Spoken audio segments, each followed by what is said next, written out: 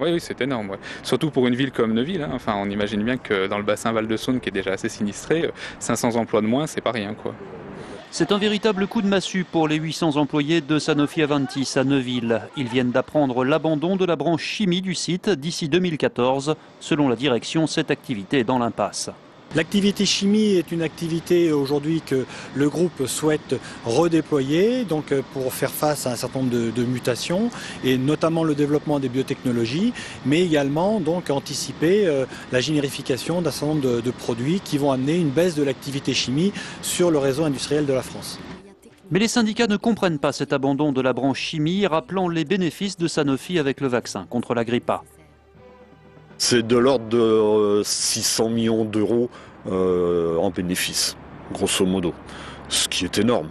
Bah, malgré tout, on ferme un site. De toute façon, il y a une incohérence. Hein. C'est-à-dire qu'aujourd'hui, on nous annonce des réductions d'emplois de partout, hein, dans la chimie, dans la recherche. Et en réalité, on fait quand même 9 milliards de bénéfices. Hein. Cette année, on est la première entreprise du CAC 40. Donc c'est totalement incohérent pour nous.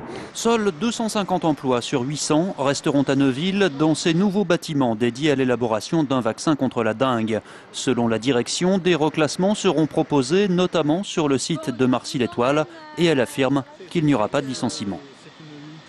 Si l'on regarde ce qui s'est passé sur les précédentes propositions de départ anticipé, à chaque fois qu'on a proposé des départs anticipés, quasiment la totalité des personnes qui étaient éligibles sont parties. Et donc en fait, effectivement, là on pense qu'il y a peut-être 300 personnes qui pourraient être intéressées par ces départs. Des guichets attractifs. Les conditions seront attractives. Des conditions de départ attractives, pas dit que cette promesse de la direction suffise à calmer les syndicats qui ont maintenant rendez-vous le 14 avril pour l'examen du premier volet du plan de sauvegarde de l'emploi.